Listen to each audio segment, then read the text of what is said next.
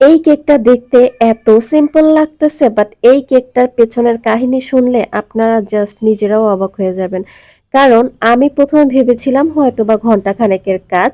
এই চিন্তা করেই আসলে অর্ডারটা নেওয়া হয়েছিল। সেইরকমভাবে পারিশ্রমিকও ধরা হয়েছিল। বাট সিরিয়াসলি লিটারালি এই কাজটা করতে আমার টোটালি প্রায় ৫ ঘন্টার মতো লেগে গেছে।